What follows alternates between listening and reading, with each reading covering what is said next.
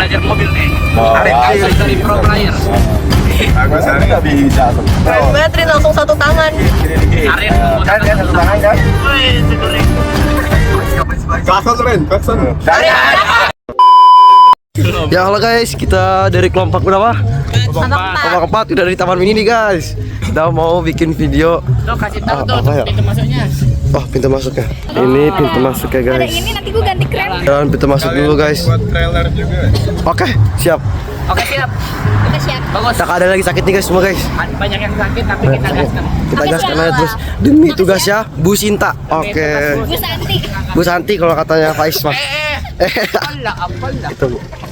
Oke guys, kita udah sampai di Taman Mini Indonesia Indah. Ya, Taman Mini Indonesia. Oke, selanjutnya kita mau ke Museum Indonesia untuk museum yang pertama. Let's go. Kita mau memperkenalkan diri terlebih Oh dahulu. Oke, iya. siap. Sorry guys, aku lupa, maaf. Belum kenal ya? Sebelumnya nama saya Afif Virga Sugianto. Saya Ahmad Ibrahim Gerantian. Saya Muhammad Faiz Santosa. Saya Radin Karin Rifakira Tunisa. Aku Claudia Safina Mustafa. Nama aku Ahmad Arifal Farel Dia Putra. Oke, selanjutnya kita ke Museum Indonesia. Stay Let's tune, go. teman-teman. Let's go.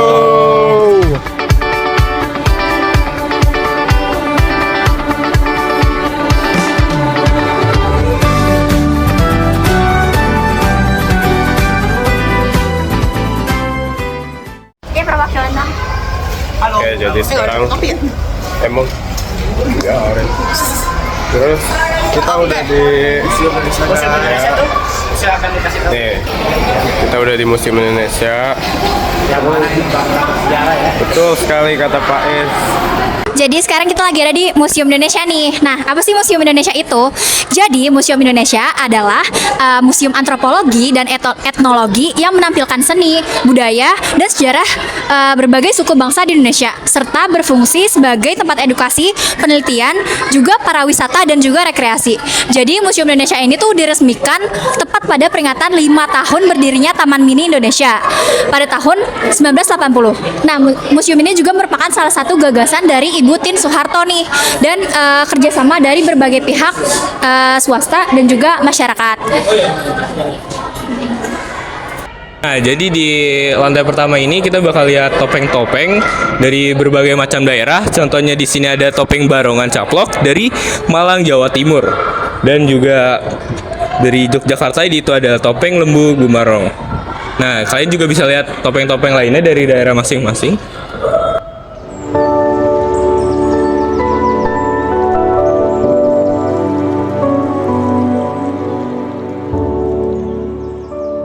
Oke guys, sekarang kita udah di lantai 2. Di lantai 2 ini jadi ada kain-kain batik. Nah, ini kain batik dari Nusantara terkumpul semua teman-temannya. Masih paham Pas banget nih, kemarin lagi hari Nah, oke, jadi ini tuh ada tenun Nusantara. Oke, jadi di lantai 2 ini ada galeri tenun Nusantara, yang dimana di lantai 2 ini tuh banyak banget kain-kain batik dan juga pakaian-pakaian adat tradisional. Let's go. Oke, yang pertama itu di sini ada pakaian adat Ternate Maluku Utara, yang dimana di sini tuh kontras banget ya, warna hijau dan juga perhiasan-perhiasan pada wanitanya. Dan juga lelakinya itu memegang alat senjata tradisional. Let's go. Kemudian di sini juga ada pakaian adat dari Nusa Tenggara Timur. Dan juga di situ ada pakaian adat dari Minahasa dan juga berbagai kain batik yang ada di Indonesia.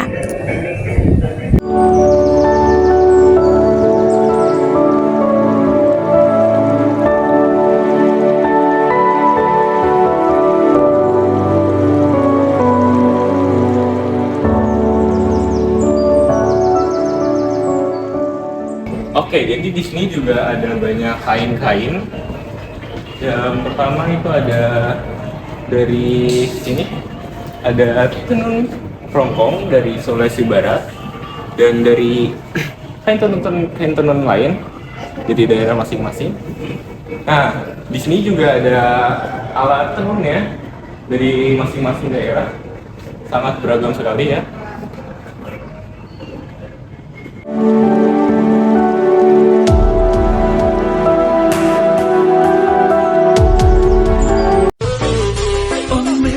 Oke, kita mau lanjut ke lantai 3. Let's go.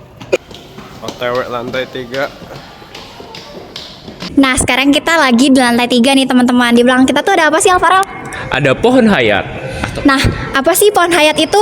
Jadi, pohon hayat atau juga dikenal dengan Tree of Life atau pohon kehidupan. Jadi, nama tersebut itu diberikan karena hayat itu memiliki arti hidup atau kehidupan. Sebagai pohon hayat sendiri memiliki arti yang dapat memberikan kehidupan bagi umat manusia.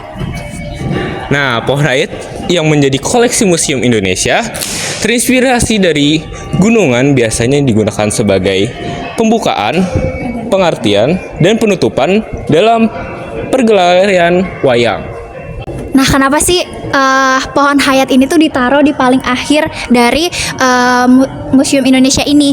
Jadi, ini tuh merupakan penutup dalam pergelaran wayang. Jadi, seperti yang bisa kita lihat itu, ini merupakan penutup cerita pameran di Museum Indonesia dengan koleksi yang terbuat dari tembaga yang berdiri 8 meter, Lebar 4 meter, dan ke-8 sayap cabang yang mengarah ke seluruh penjuru mata angin.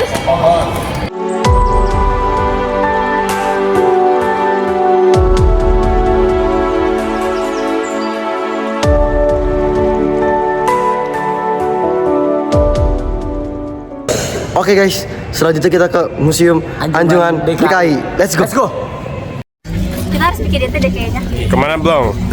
Kita mau kemana? Kita mau ke museum Anjungan DKI ya. Oke, ke mana tadi? Kita sekarang ke DKI pakai angling. Angling. Angling angkutan keliling. Oke, angkutan keliling. Saya tuh di mana dah? Itu Ini aja nih seru. Alah. Ini tahu ini apa? Ya pokoknya lanjut ke Anjungan DKI Jakarta. Let's go. Oke guys, kita gagal naik angling karena kita bingung itu rutenya kemana.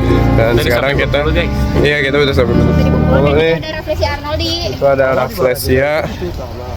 Jadi kita mau jalan dari Bengkulu ke DKI Jakarta.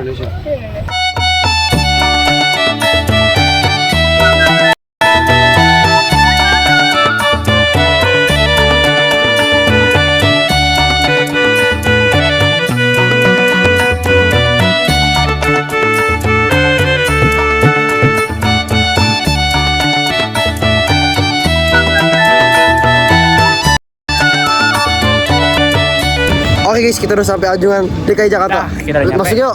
Langsung masuk ya. Langsung masuk yuk, guys.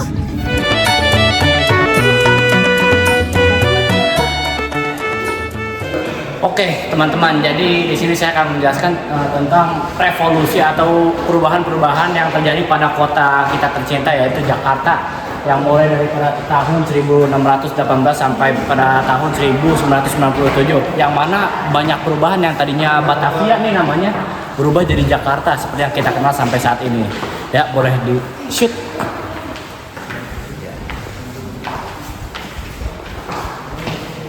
Jadi perubahan-perubahannya ini tergolong cukup banyak ya, karena perubahan zaman dan juga mengikuti tren yang ada, dan akhirnya menjadi kota Jakarta yang padat seperti yang kita rasakan seperti saat ini ya. Nah, oke, jadi kita di sini itu ada perkembangan kota Jakarta. Nah, jadi pada tahun 1619 itu setelah Belanda menghancurkan Jakarta, Belanda itu membangun benteng di muara Sungai Ciliwung dan membangun kota benteng yang ditata menjadi Amsterdam dengan kanal-kanalnya. Nah, kota itu sendiri diberi nama Kota Batavia. Nah, lanjut. Pada awal abad ke-19, Gubernur Jenderal yang bernama Daniels memindahkan pusat kota. Nah, jadi pusat kotanya itu menjauhi pantai yang penuh nyamuk malaria ke daerah baru yang disebut Rotterdam. Nah, di situ itu dibangun perkantoran dan istana yang sekarang menjadi istana negara. Lanjut.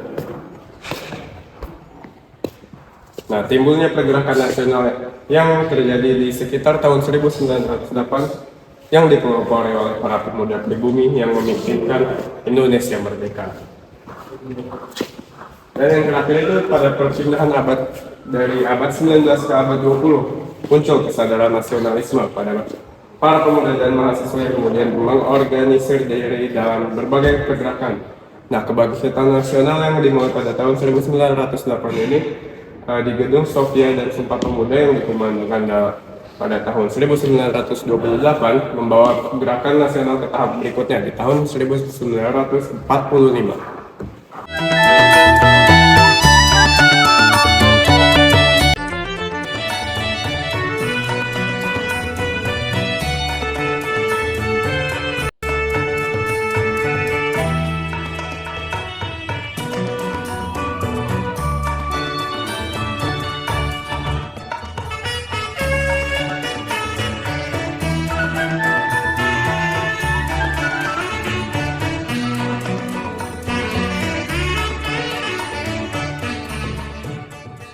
Oke guys, selanjutnya kita ke Museum Anjungan Anjungan NTT. NTT. Let's go.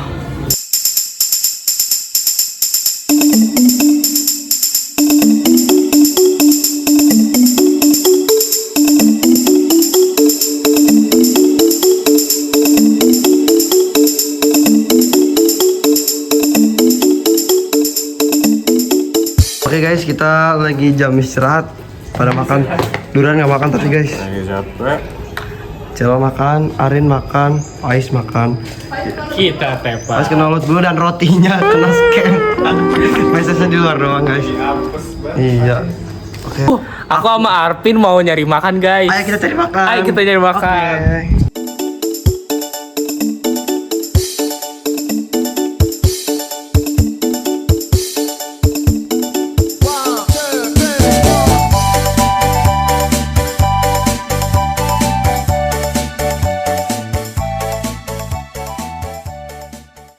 Oke, sekarang kita berada di Anjungan NTT di mana saat ini tuh kita lagi di rumah adat Sumba, yaitu rumah adat dari Nusa Tenggara Timur itu sendiri.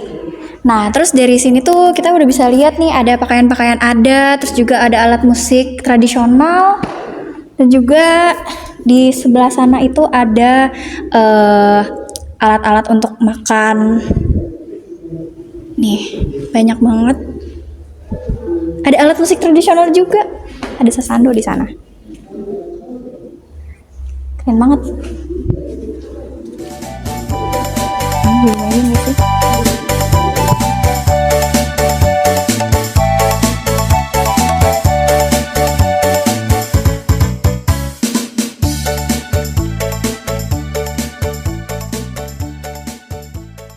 Terus di sini juga ada alat musik sasando yang dimana ini merupakan alat musik yang cara memainkannya itu dengan cara dipetik. Terus begini ada kayak ada semacam seruling juga.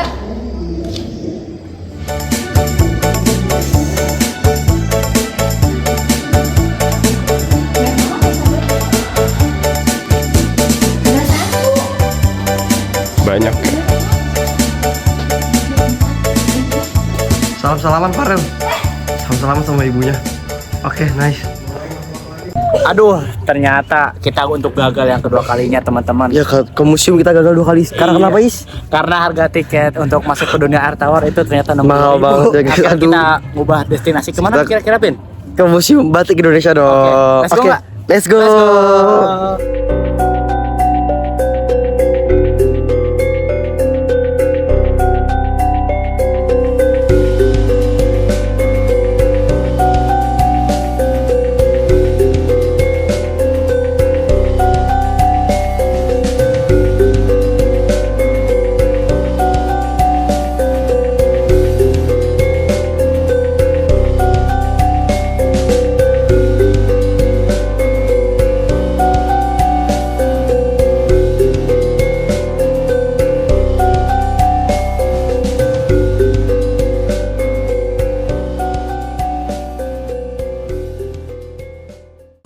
Jadi guys, aku udah ada di Museum Batik Indonesia. Aku mau ngejelasin beberapa yang ada di Museum Batik Indonesia ini. Yang pertama, aku mau ngejelasin batik sebelum batik. Jadi, apa itu batik sebelum batik? Yaitu sebelum ada batik, Indonesia tuh ngebuat suatu kreativitas, yaitu seperti kain yang ada di sini, yaitu kain yang dibuat dengan motif-motif serupa, yaitu contohnya ada batik sarita, batik upacara adat yang berasal dari Toraja. Batik ini digunakan untuk upacara adat seperti acara pernikahan atau kelahiran bayi. Setelah itu ada batik yang dikembangkan oleh para penjajah kita, yaitu ada batik Belanda di belakang kita nih, batik Belanda, batik Jawa, Hokkaido atau dari Jepang, dan batik pengaruh Cina. Selanjutnya ada batik yang dikembangkan oleh asal daerahnya masing-masing. Ada di sebelah saya sini, yaitu ada batik dari Solo, dari Yogyakarta, dari Cirebon, dan lain-lain. Oke, selanjutnya aku mau ngejelasin nanti proses pembuatan batik ada di sana. Oke, selanjutnya aku mau ngejelasin proses pembuatan batik. Jadi membatik sebagai aktivitas budaya melalui proses dalam penciptaannya. Salah satu proses penting dalam batik adalah menggambar atau melukis. Jadi mereka melukis ada dua caranya, yaitu ada menggunakan alat canting atau menggunakan cap. Jadi aku mau ngejelasin proses dua ini ya. Yang pencanting itu mereka seperti melukis. Nah, mereka tuh melukis. Kalau mencanting itu prosesnya emang lama karena mereka butuh ketelitian yang rapi agar menjadi motif-motif yang indah seperti ini. Nah, mereka biasanya menggunakan teknik-tekniknya, yaitu ada teknik nyorek. Nyorek itu mereka menggambar atau memotifnya langsung dengan cara menyontek atau menyalin. Terus ada ngelowong. Jadi mereka tuh awalnya ngelilin dulu pertama kalinya, habis itu baru ikutin sesuai lilin yang awalnya seperti itu. Selanjutnya ada batik cap. Batik cap itu proses yang paling cepat karena batik cap itu menggunakan plat tembaga yang sudah digambar motif-motifnya, lalu mereka tinggal dicap seperti itu. Jadi mereka cepat sekali kalau menggunakan batik cap. Ada batik apa ini? Ada batik Sido Luhur. Apa tuh? Jadi Sido itu tuh menggambarkan yang berarti itu menjadi. Luhur itu berarti mulia. Oh, iya. Jadi menjadi mulia. Dan ini biasanya tuh dipakai sama orang-orang keraton. Kayak gitu. Zaman-zaman dulu ya. Ya, sampai sekarang pun kayaknya masih ada, cuma mereka jauh lebih modern yang sekarang. Ya. Batik adalah warisan kecerdasan pikiran dan tangan, serta keluhuran hati para leluhur bangsa. Batik merupakan cerminan harapan kebaikan, ditorehkan melalui tangan-tangan terampil dengan kesungguhan hati. Terwujud dalam mahakarya yang hidup dan menyatu dalam keseharian manusia. Sejak dikandung sampai usia senja, dahulu, kini, dan selamanya. Oke guys, jadi itu di Museum Batik Indonesia ini kita udah capai tujuan terakhir kita, dan kita juga gagal ke Museum Air Tower dan Serangga Karena harga tiketnya yang lumayan. Oke guys, kita sudah kelar misi kita di Taman Mini Indonesia Indah. Kita sudah mengunjungi berapa? Udah banyak. 4. Tadi niatnya kita mau ke Museum Transportasi sama Dunia Air Tawar. Dunia Air Tawar, tapi terkendala biaya teman-teman. Biayanya teman-teman mahal sekali. Jadi kita ke Museum Batik. Ya, uangnya ditabung untuk umroh aja. Ya, amin. Semoga kita bisa umroh. 70.000 mau umroh guys. Oke guys. Amin. Oke guys, sekian dari kelompok berapa kita? 4. Terima kasih. Wassalamualaikum warahmatullahi wabarakatuh. Dadah.